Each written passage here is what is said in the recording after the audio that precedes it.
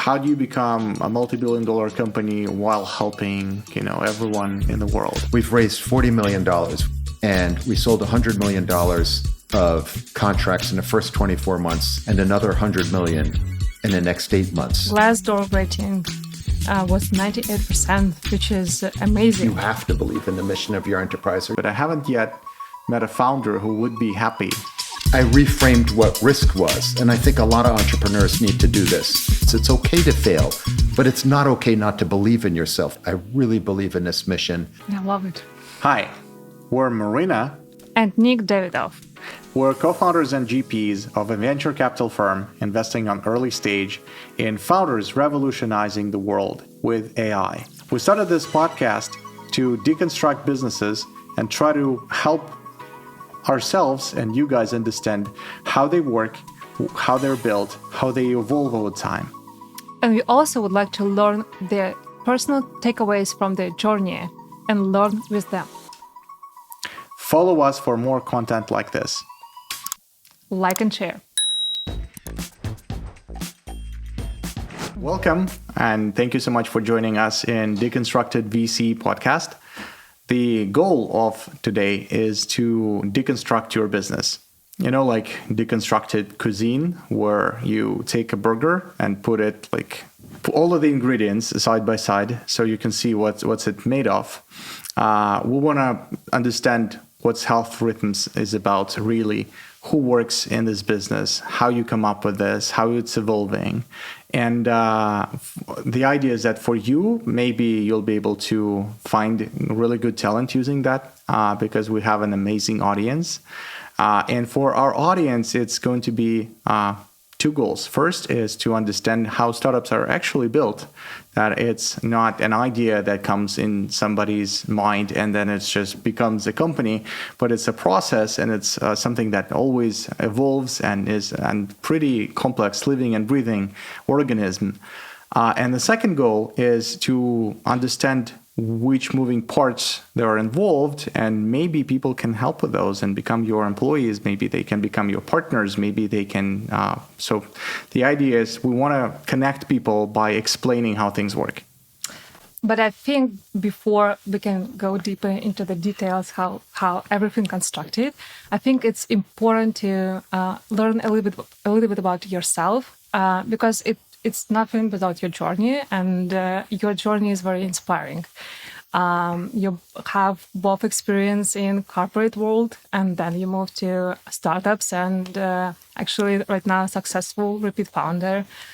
And on the other side, you have this academic career. You have both MBA from Harvard and then Stanford fellowship, which maybe help you or maybe not. We will learn today. And what I'm very excited about to learn more is how, I'm inspired by the fact that with your businesses, you really make difference in people's life and in the world, which is very important. So Marina focuses more on the human side of things because people build businesses. I focus more on the technology side of things. I already figured this out. Yeah. I'm more like you because everything is about the person. Okay.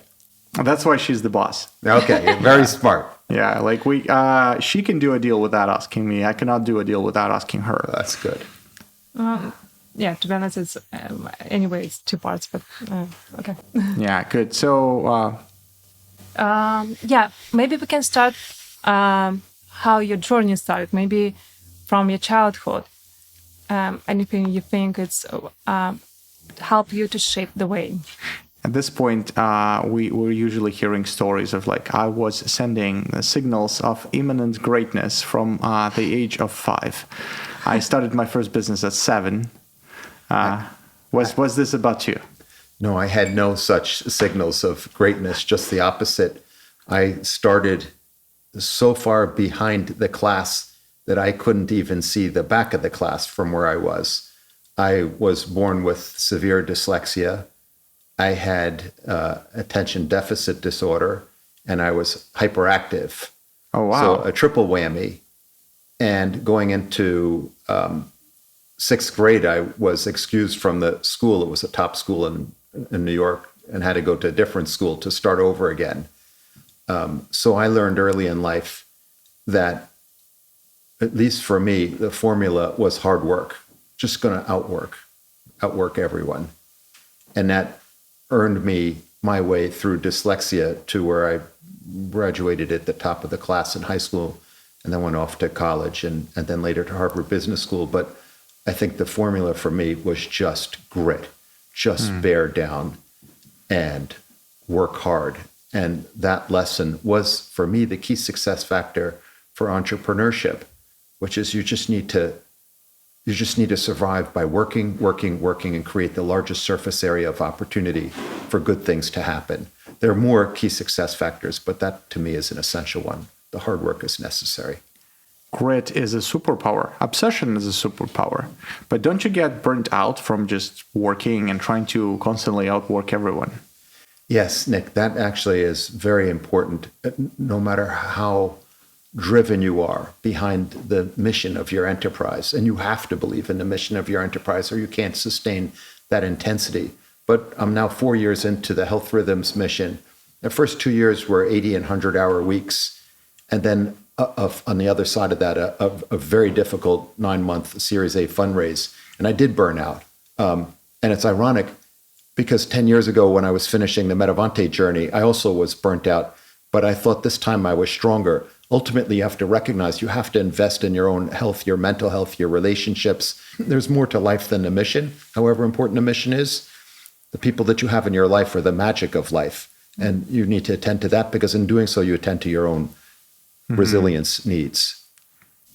This is a great answer.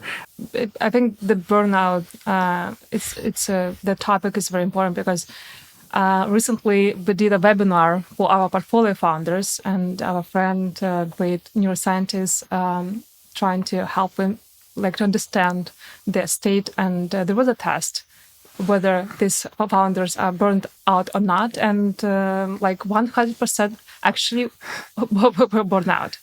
So I think this is the state for most of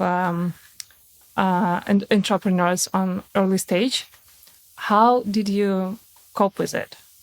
This is my second entrepreneurial mission, Health Rhythms. The first one at MedAvante, I had done the first 10 years at a full sprint because I felt so driven by the mission, which was also mental health centric. It was facing pharma to enable better mental health treatments to come through pharmaceutical drug development out into the real world where they could affect the lives of potentially millions of people for the better.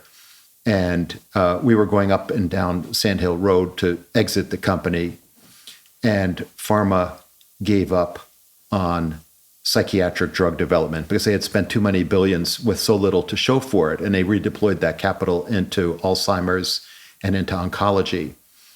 And we lost 80% of our orders, our bookings in that calendar year. And I was so exhausted. The idea of having to start over again after a 10-year sprint was inconceivable. But fortunately, I had a co-founder who had more emotional resilience because it was never her existential purpose in life to do that mission. So the fact that we went over the cliff, it's like, okay, we went over the cliff, now what? We'll figure it out. Whereas I went over the cliff and it was like, okay, I put 10 years of my life at risk, the purpose of my life other than being a good dad. So we were able to engineer an extraordinary pivot. It's now MedAvante case study is taught at the Stanford Business School in one of their core innovation courses, Formation of New Ventures, because of the explosive velocity of the pivot, which we could talk about. But I was so exhausted that even in this explosion, high velocity rocket, I didn't enjoy it. I was too far gone and burnout to appreciate what was happening. It was just like, I just got to survive this and get the investors the exit that they need. This time around, when I've had burnout in my fourth year, this is not an answer for everyone, but we were talking about this before, that I've had really life-affirming experiences with psychedelics, with psilocybin in particular, and that is very healing. It allows you to gain a deeper understanding of what you're doing and why you're doing it, and to recenter oneself. And also to understand that as important as a mission may be in bringing better mental health to ultimately, hopefully, society, as important as that is, there are other things in life that are sustaining. Being a parent, being a partner, being a friend, being a brother. And through psilocybin, it helped me to heal and get back to center again. That is, I think, a very promising trend that more and more research is done on that. More and more. Utah just approved, I think, MDMA treatment. We saw news about the first FDA-approved LSD treatment recently. And psychedelics are really catching a really good tailwind right now. And hopefully Big Pharma is not going to try to screw it the way they did it in the 60s, where all of these became Schedule 1 substances that are basically on par with heroin, which, by the way, did not prevent the opioid crisis in the U.S., but our mental health is still not on a great spot. Let's talk a little bit more about the MedAvante journey. How did you build the company in the beginning? What was the idea, and how did it evolve over the first few years? And actually, what pushed you to leave your, I would say, safe corporate career and start with risky, uncertain startup work? Life without the medical insurance. I love this question, Marina. So this was 2002.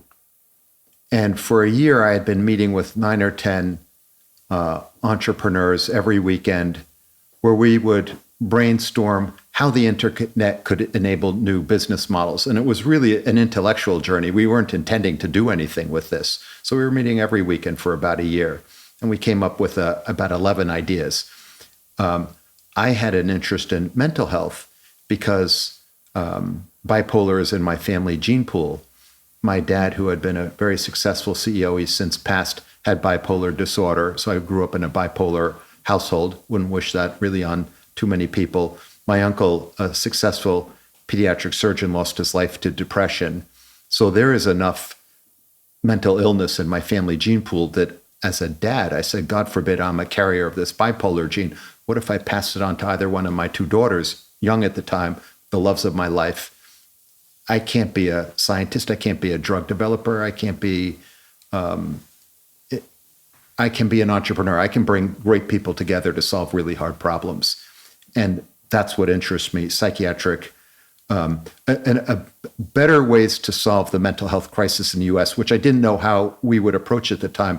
But I thought, where are problems denominated in B for billion? Pharma. Okay, so what's related to mental health and pharma? Well, the problem that my co-founder, Amy, and I discovered is that half the time pharma was testing drugs that they know work, that are FDA approved, they couldn't show work any better than placebo. So we know these drugs are effective. The testing was broken, that half the time they failed to show they're better than placebo for psychiatric needs. And we said, okay, that's the mission that we're going to focus on. Now, how did I get the confidence to leave safe corporate America to do this? So I reframed what risk was. And I think a lot of entrepreneurs need to do this. The risk is coming to the end of your life and in your last breath saying, I never really leapt out into the unknown and taken that chance just to believe that the universe is good and that I'll figure it out, or that we'll figure it out with, if you have a co-founder, which I strongly recommend. And I was sitting in my car. My daughter was in Princeton, New Jersey. I was outside this little church graveyard while my daughter was in a class inside. And I was looking at these gravestones, and I had one of those rare life epiphanies, which is, oh my God, one day we're all going to be under the ground. We're all going to have a last breath. And no one's going to know whether we succeeded or failed. That's not the right question, whether we succeeded or failed. The right question is, did we go for it? At least once. It's okay to fail, but it's not okay not to believe in yourself. You have to leap out into the unknown once and see what it's like. And that's when I committed to being an entrepreneur. I said, okay, I'm going to take this concept, that became MedAvante, And if my co-founder, Amy, is willing to do it, I'm going to go on this journey and take this risk. This is such a moving story. I should, I teach EMBA course for corporate executives. I am now taking this with your permission. I'll implement that into the course. I'll put everybody on the bus and I'll drive them on to a graveyard. I think this should be a very impactful. It's like, guys, you all will end up here. You know what, Nick? I think that would be actually a very powerful experience to realize the risk isn't winning or losing because no one's going to know one day. The risk is not pursuing the journeys that you want to pursue and giving yourself the belief of a chance. That is very strong. You mentioned the pivot as a venture capitalist, we know that especially when we invest in early stage, we definitely know that we invest in, first of all, in people, not in the idea, just because lots of them will go through this pivot stage. The idea will be modified a lot. They will have to try a lot of hypotheses until they will find this product market fit. But it's still very people when founders go through this journey, they're still experiencing a lot of doubt, that they kind of fail in the process. That's why they do this pivot. Could you please tell us a little bit your experience? Sure. Entrepreneurship is all about living with some measure of doubt at every step of the way. Because if you have conviction in your rightness, the risk is that you become an ideologue because you know the answer. And if you know the answer, you've locked your steering wheel. At some point, the road is going to turn. Something is going to merge that's different than you expected. And if you're an ideologue, you risk locking your steering wheel and going off the road. You won't be listening to the soft signals that emerge from the marketplace that say you need to make these adjustments. For us at MedAvante, the pivot was forced upon us because pharma gave up on psychiatric drug development and redeployed those billions into Alzheimer's and into, at the time, oncology. It's funny, every time batches of people joined MedAvante, would meet with them in the first couple of weeks to talk about our culture, which I hope we can talk about at some point, because culture is destiny for a team. But one thing I shared each time is don't allow yourself to become an ideologue. Even though we think we have the answer to how we're going to unleash much better drug development and psychiatric indications, we have to be open-minded. There are better ways to approach this.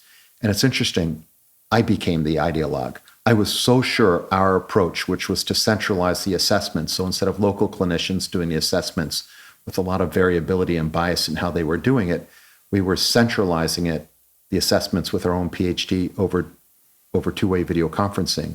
And we brought objectivity where there was bias and standardization where there was variability. We brought clean signal to whether a drug is working or not in a patient. And I became ideologically committed to that solution. So when we went over the cliff and it was clear that we weren't going to be able to do psychiatric drug development for a while because pharma wasn't doing it, it was actually my co-founder, Amy, who recognized that not only did we need to pivot, which was obvious, but how to do the pivot.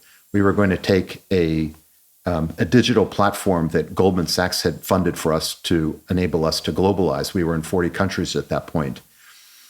We were going to take that digital platform and industrialize it and point it to pharma for them to enable their global Alzheimer's clinical trials. And we had to let a third of the organization go, which was very difficult because these were fantastic colleagues. So I actually want to go back after we talk about layoffs, because it's a very interesting topic for people. Because people usually, they can relate more to people being laid off because it's an easier thing to recognize. They rarely understand how hard and daunting it is to look at all of your family and say, hey, we're going to let you and you and you go. And then you need to come up with a reason. And sometimes the reason is, it's hard to put it in words.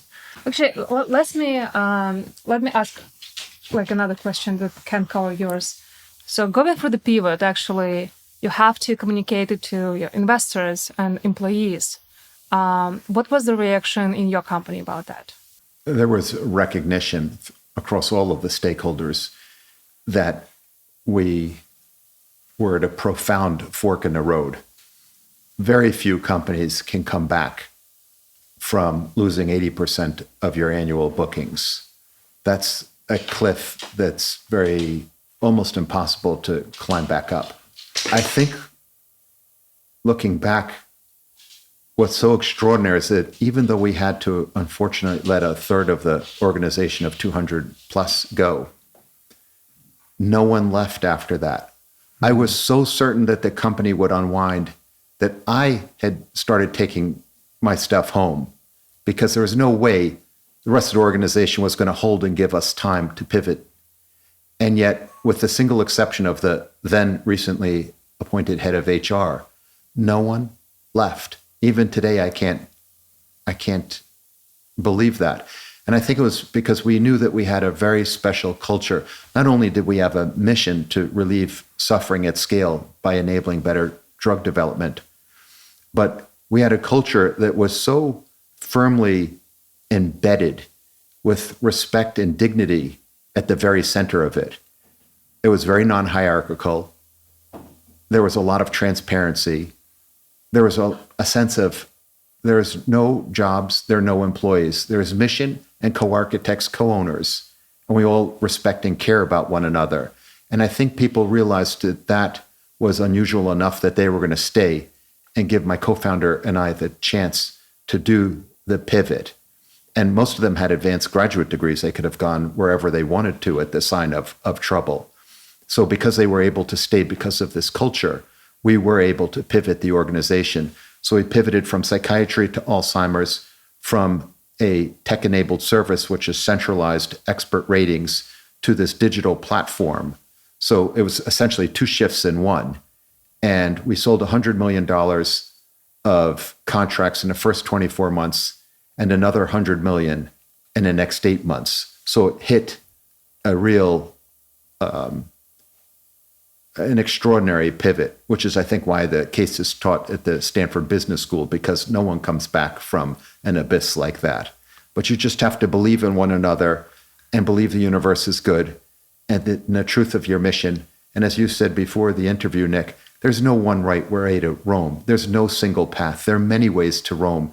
You just need to be able to think non-ideologically about what you're trying to accomplish, what are the jobs to be done, and other approaches to doing it. There are always alternate ways. The hard part is finding them, because you need to unlock your thinking and say, this is not the only way to do it. Yeah, I've seen that the Glassdoor rating was 98%, which is amazing. I think this reflects your corporate culture a lot, and actually showing you as a leader. Well, I think it's because I never made it about myself. I thought I'm here to make sure that we recruit outstanding people. And my number one role is to ensure that they have the resources to know what, to be able to execute what they need to, and that they could look to their right and left and see outstanding talent. So that was my role. It was to make sure that they were being served. So the big question is, as usually people are able to relate to people being laid off, but for entrepreneurs, I don't think it's easier. Looking at this 100 people or 100% of people, which are now effectively your family, as you said, you're co-architects and co-owners of this mission.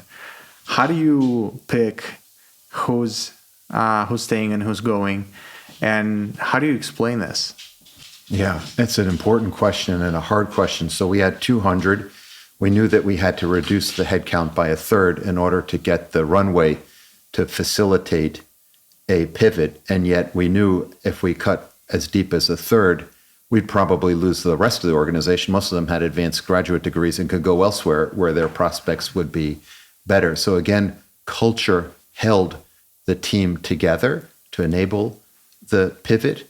But in terms of the determination who to let go, I think you have to trust your functional leaders to make these decisions. I certainly wasn't going down the org chart, nor my co-founder, the president, going down the org chart, making those determinations. But we said, okay, we're pivoting in this direction. We're not really going to be a tech-enabled service. We're going to be a digital platform. So there's going to be change in the skill sets that we need. Some, like the centralized raters, we're not going to need nearly as much of.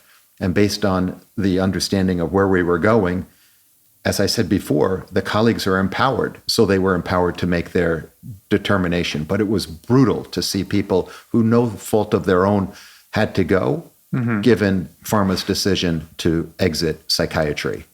So let's try to deconstruct. I think it's very interesting. What is the actual difference between a tech-enabled service and a digital platform? We hear those words a lot. What do they mean? Yeah, good. I'm glad you asked the question. So a tech-enabled service in the context of what MedAvante, my last company, was doing, is that we had centralized PhDs, people who, over two-way video conferencing, the technology, were delivering a service, which is clean, expert ratings for pharma psych studies. So a tech-enabled service essentially is as simple as a technology enables people to do things that they wouldn't otherwise be capable of doing, which in our case was centralizing the ratings instead of local clinicians doing it. For us, a digital platform, what we pivoted to was just that, a digital platform funded by Goldman Sachs. So this was something that we built for to enable ourselves to globalize to these 40 countries. So essentially, it was a form factor of an iPad when it was new, and it would have all of the paper rating scales digitized with clinical guidance built in. So instead of having to put our operations people and our clinicians together country by country, which would have been unaffordable, we were able to recruit clinicians country by country and push and pull the rating scales with the clinicians digitally. So it made perfect sense. So it's a website, essentially, with the forms that they have to fill, and you give it in the hands of clinicians. Yes. And then they use the standardized approach that basically you get the ratings from it. Exactly right. And clinical guidance to make sure that as they go through these very complicated rating scales with branching logic and conditionality, that they were filling it out completely and as standardized a fashion as possible. So effectively, at this point in the history of MedAvante, you have this product that is some number of lines of codes that basically makes this website work with all of the branching logic.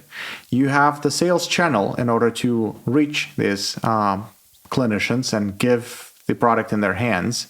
And you have the relationships with pharma companies that get that information and use it. How many people did you need to service that? 120 of the 200. And what would these people do? So the digital platform also recorded the assessment between a local clinician that pharma would hire and the patient, and stream those video calls back to a centralized location where we had experts reviewing the assessments to make sure the clinicians were doing these assessments in a standardized, expert manner. Mm-hmm. So essentially, we were the rear seat drivers. The local clinicians were the drivers, and we sat in the back, and we gave them guidance how to become expert clinicians like our own clinicians. So pharma was able to get some of the power of centralized ratings, which was this digital platform, in the hands of their local clinicians around the world. So pharma would get feedback loop, basically information in order to improve their drugs, develop new drugs. Patients would get better treatment. What would clinicians get for that? For a clinician, their ability to alter the world is somewhat limited. It's limited to how many appointments they're able to sustain a day. So the way we were able to recruit great clinicians is to say, if we're able to bring forward these better treatments for mental health and later for Alzheimer's, you will affect the lives of tens of thousands, hundreds of thousands, and potentially millions of people. You will force amplify yourself in ways that are unimaginable by enabling better treatments to get to patients faster. And that was very motivating, as was our culture. So you're offering them to scale their efforts Yes. to a much larger thing. Nice. So going back to 120 people, so some of them are write code, enabling the product to work. And I guess it's always changing. There are new drugs, like new stuff. So how many people would do that? Approximately 60 to 70 of the 120. Okay, so mostly engineering and product, and okay, what would be the head count of people talking to clinicians and finding new ones? So if you mean the recruiting function, so there might be 4 or 5. There was a lot of operations folks. They were the ones that were pushing and pulling the ratings forms, ensuring that they were completed correctly, ensuring that the right oversight was being conducted to review the quality of the assessment. Mm-hmm. And what would the others do? Be the back office function? Yes, there was a commercial function. There was the engineers, of course, operations that we spoke about. We had an R&D function. We called it the MedAvante Research Institute, where as we developed data in these clinical trials, we would publish findings about the appropriateness of our ratings methodologies. Mm-hmm. On a scale of 1 to 10, how would you yourself rate how successful MedAvante got post-pivot? That is a surprisingly difficult question, because we had this extraordinary pivot, 124 months, another 100 million in the next 8 months. But the private equity guys were tired by that point. They had been in the investment a long time and had to see through this pivot. So they sold prematurely. Oh. We asked for the exit because we needed capital to keep up with this growth. It was explosive. It's like if you're in the center of a cyclone, the wheels are coming off the bus. So we needed more capital. We weren't designed to scale at that level, and they weren't ready to put more capital in. So we said, we need new capital sources. We need to have an exit. But effectively, it caused us to exit prematurely. It would have been our interest to maintain that intensity and ride it all the way. But it was not possible. We needed the capital then. So you sold the company became a part of something bigger. How did you feel at that moment? Like the moment you signed the papers, the company was no longer yours. I was very sad.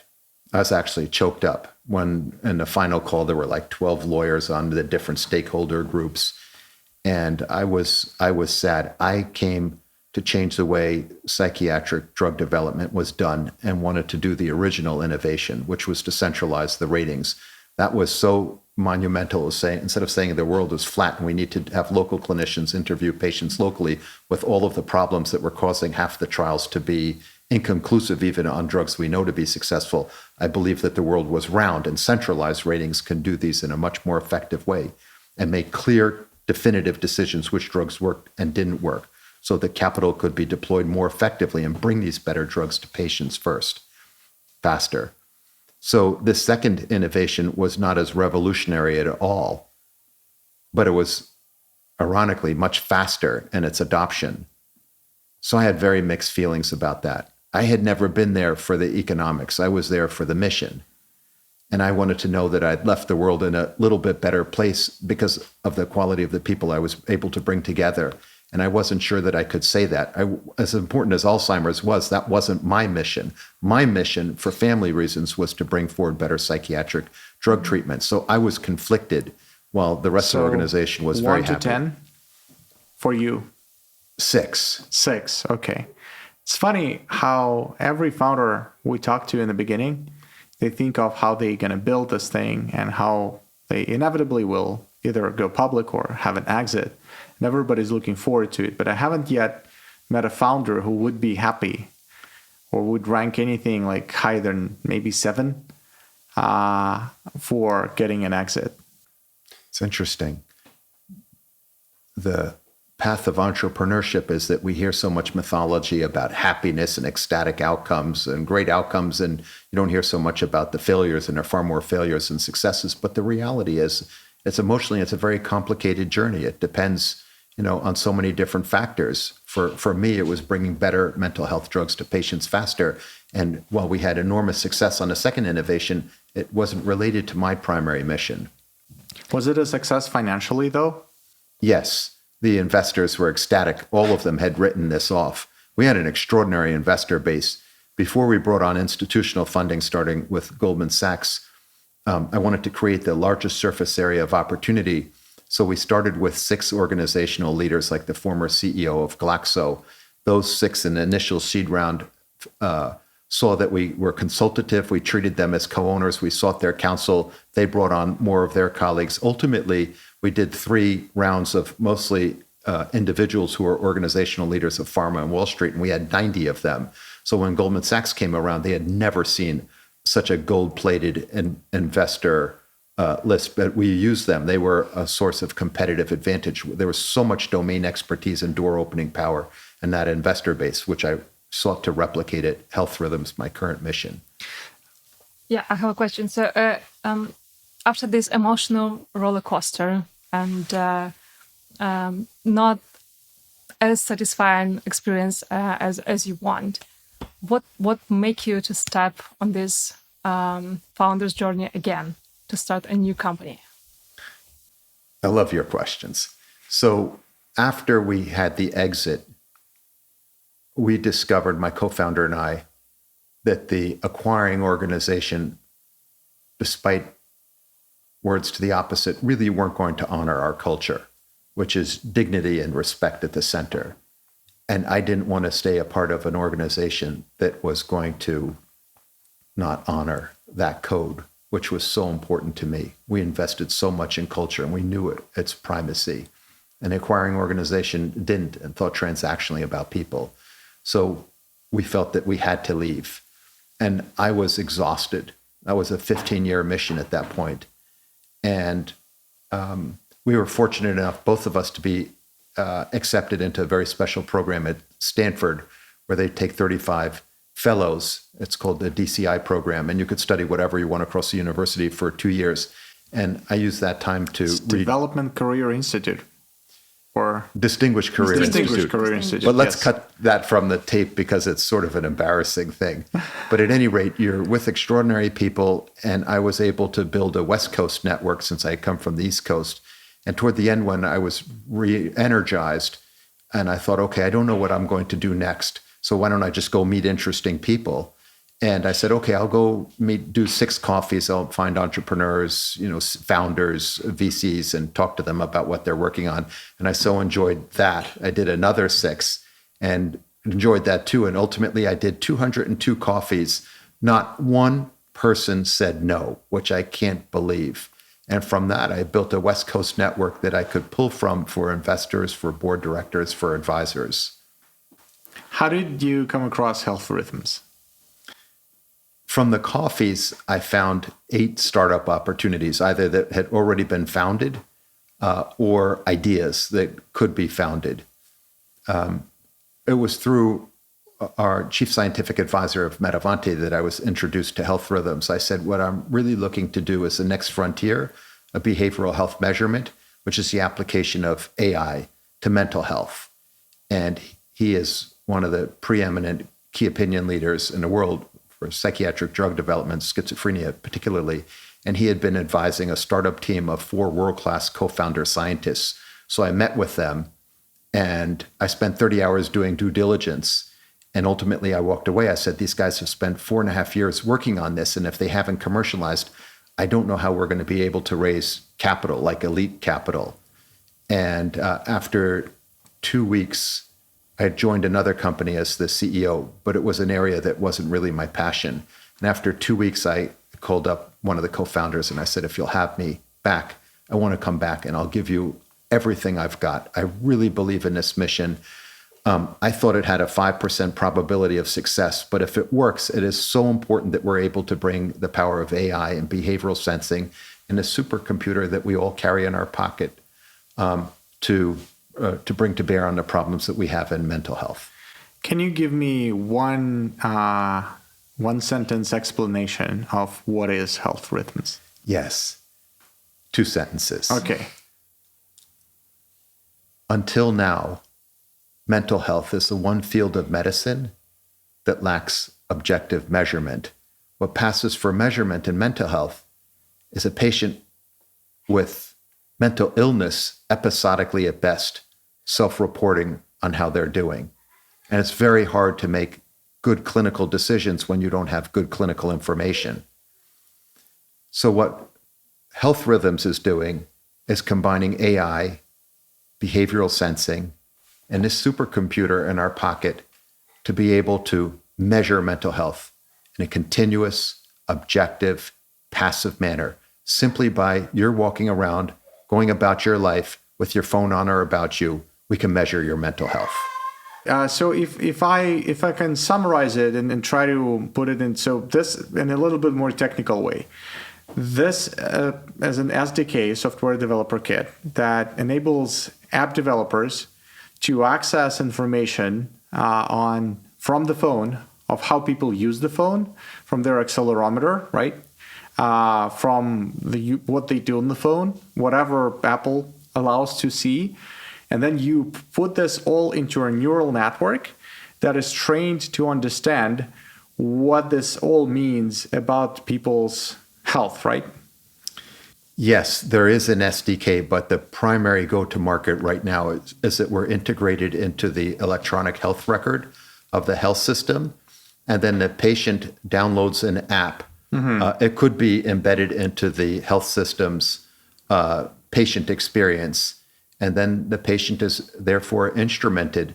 The phone is so intimately interwoven into all of our daily lives, whereas a wearable may lose its novelty and end up in a desk drawer after a couple months, but the phone is staying with us. So the instrument is continuously integrated into our lives. And I think there's such a huge number of things you can look at. Wow, you can probably detect doom scrolling, right? Well, we're privacy first. So yes, of course that we could do that. What we're doing is that we're capturing the behaviors as it relates to sleep-wake, intensity, duration of activity, the regularity of a patient's patterns through the day. So for example, a standardized wake-up time throughout the week is very predictive of good mental health, and social engagement, but in a privacy-first way.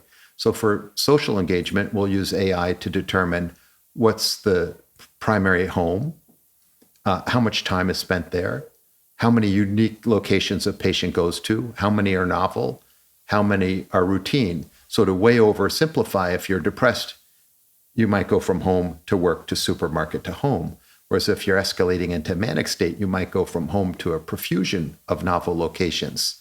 And then we look across those 4 behavioral domains, and we're able to extract this continuous objective signal of mental health. When you say you mean the AI? Yes. Yes. So just to be clear, nobody's looking at where you are. Yes.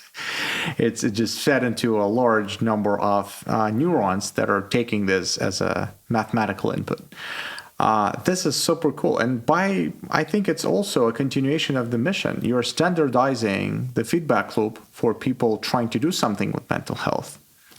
Nick, this is exactly right. So if MedAvante was devoted to bringing clear signal, more precise measurement for global mental health clinical trials, this is the next frontier, which is outside of clinical trials in the world that we all are a part of. There's so much suffering. And if there is a way for us to measure mental health so that health systems can allocate resources based on the urgency of need, rather than you go to a mental health therapist once a week and I might need to go 2 or 3 times a week and you might need to go once a month. So if we can allocate our resources more effectively, we can take the limited resources that we have that can't meet the tsunami of need in a post-COVID world, and we can allocate it to where it's needed most. And then we can measure the effectiveness of the treatment so that the provider can make adjustments to the treatment. We've never been able to do these things before. I think this is super important. We are now in a very exciting time for mental health because finally there are good new treatments getting approved. People are finally talking about mental health, and we're recognizing as a society that depression is number one contributing factor for people not being able to work. for disability. And I think being at the core of this, being able to say, hey, we are the barometer.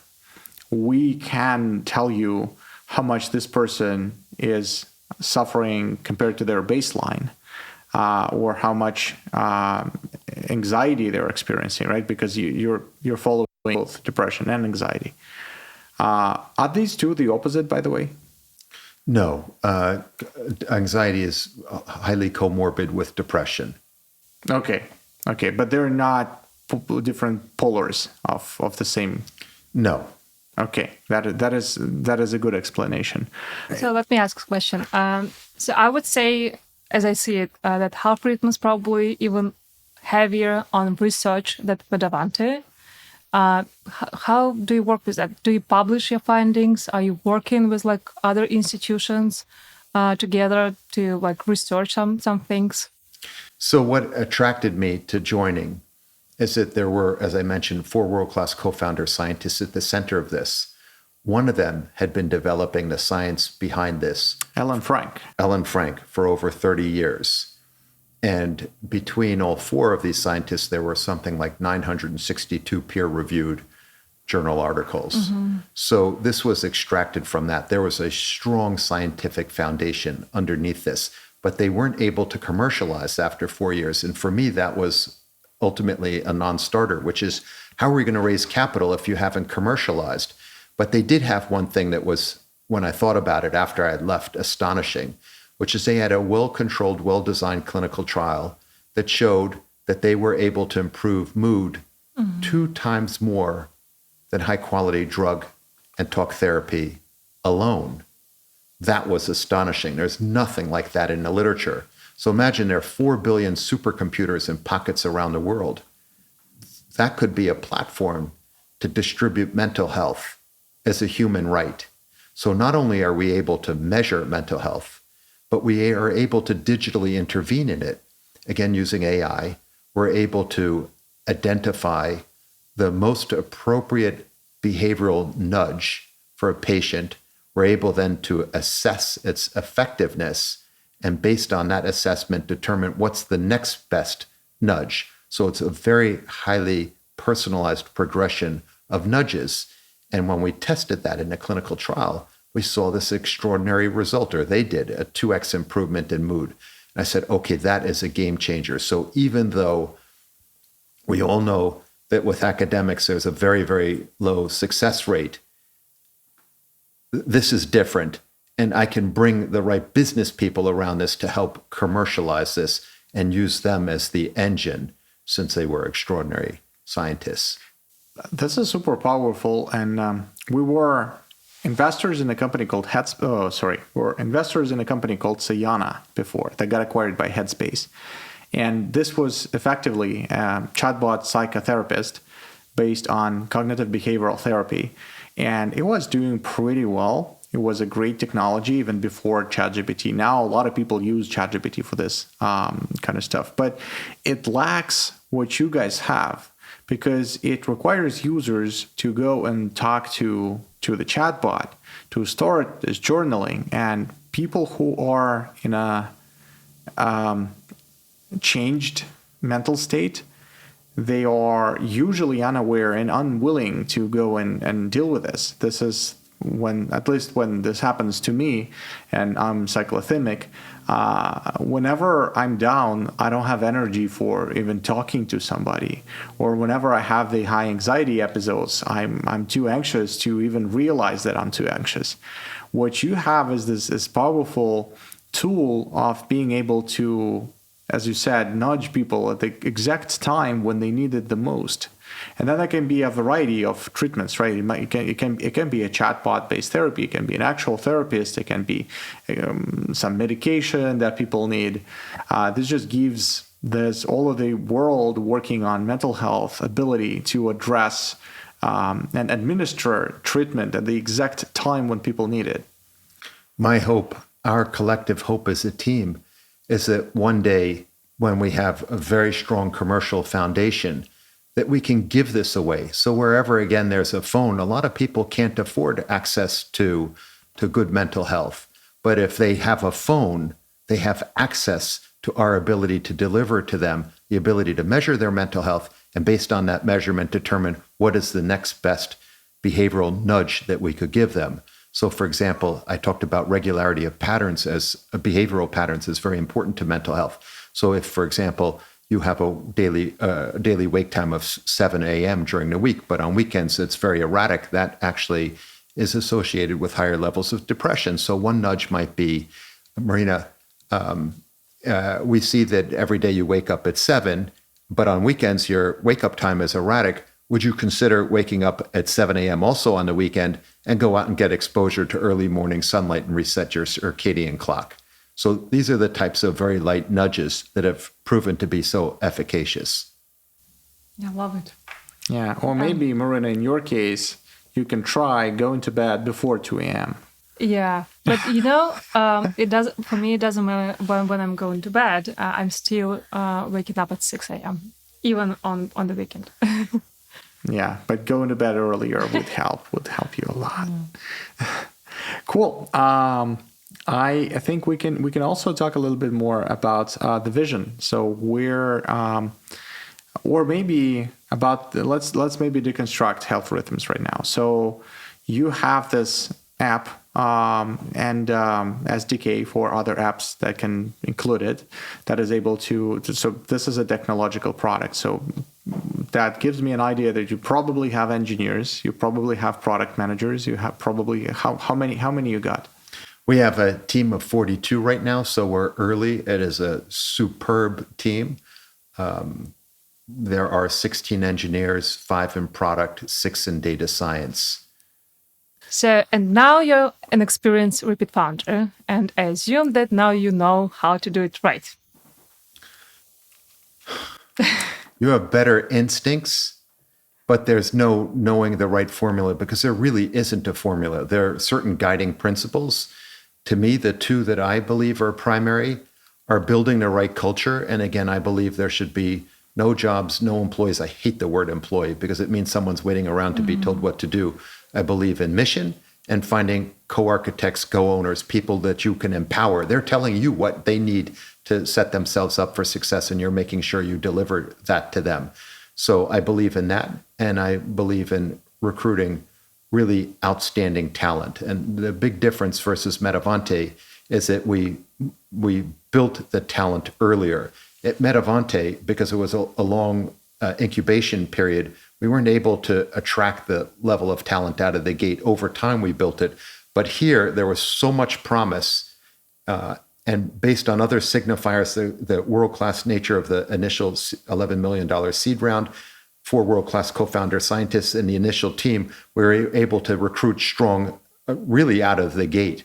So we brought on, out of the last 44 offers, 41 were accepted. Wow, that is a good rate. Given that you're a small company still, right? How much money have you raised? We've raised $40 million. We've raised 7 from the National Institute of Mental Health. Then one of the co-founders, Ellen Frank, the chief scientific officer, and I went out for what was to be $1.5 million seed round. We raised $11 million. It was multiple times oversubscribed. Our lead investors, Brooke Byers, was considered the godfather of life sciences investing. At the time, he said it was the most powerful networked investor group that he had seen. Byers as in Kleiner Perkins KPCB Byers. Yes. So he is our lead investor, an extraordinary individual, very, very thoughtful, unbelievably experienced, and very calm. And that's so important in an investor, because when you're building a new-to-world innovation, there are going to be ups and downs. And being with partners who are calm and as it's difficult going forward is just essential. But that was his observation of the quality of the seed round. And then we went out and did an A round. We went out for 8. We closed on 22. It was very difficult. The average A that closed last April was 6. So it was a very successful round that way. We brought on strategics. University of Colorado Health System doubled down their investment based on the first 100 patients they saw. Otsuka, which is a $18 billion global pharma, they had looked at 500 mental health startups at the time and invested in an initial 3. We were one of those three. And then we brought on more organizational leaders. So we have about 60 health tech and health leaders and domain experts. That's a pretty extraordinary group. And then you have our 120 engineers. And we were thrilled, Nick and Marina, when you guys came in. Oh, thank you. We feel privileged. So you talked that this initial group of founders, despite being absolutely phenomenal scientifically and technically, they lacked commercialization. How did you build the commercial part? How did you get into the health systems? Who does this in the company now? And how do you see developing this function?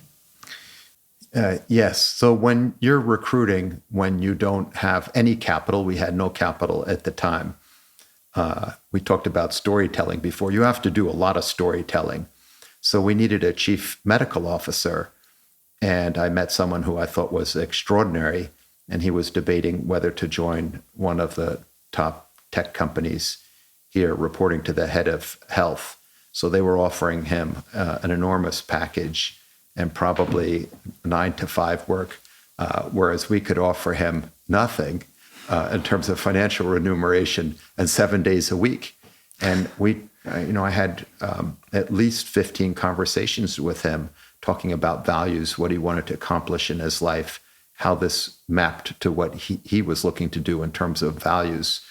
And I started treating him like our chief medical officer before he accepted. I said, okay, you're the CMO. What would you do? And over time, he forgot that he wasn't the CMO, self-identified as a CMO. And he worked with us for 4 or 5 months before we were able to give him a contract. So that was pretty extraordinary. So there were a lot of stories like that. Was hypnosis involved? Did you spike his drink or her drink? No, if you're just authentic to what you're trying to accomplish and people believe you that it's not about you, it's about them, and finding like-minded missionaries who want to do something that really can change the world of mental health, people respond to that. And they also know when you're authentic, like that you really do believe in the cultural values that you're speaking about. I hear this idea that if founders are unable to sell their product, then no matter who they hire, the product won't get sold. Did you get the first customers, the first channel partners in yourself before getting the chief medical officer, or was it a joint effort? I'm a big believer in team, so I'm not comfortable ever saying I. So it was a team effort. So our first launch partner, University of Colorado Health System, they have about 2.5 million patients, UC Health. They, according to them, had been looking for this innovation for a couple years. And our co-founder scientists knew one of the principals there, so that there were early conversations. And then I came into the conversation. And then we were able to move, because they had been looking for this in a really fast way, 3 months from first touch to a signed scope of work and an initial term sheet. They were giving us, I think, 1,000 patients. At the end of 100 patients, they called us back in and said they were stopping the trial because the preliminary results seemed so strong. And they doubled their investment, and they put their chief innovation officer on our board.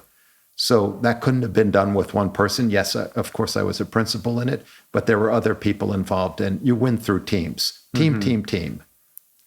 That's incredible. So you have this large health system as a customer now. Are you looking to get more? Are you looking to go and work with every health system in the country? Are you going to go international?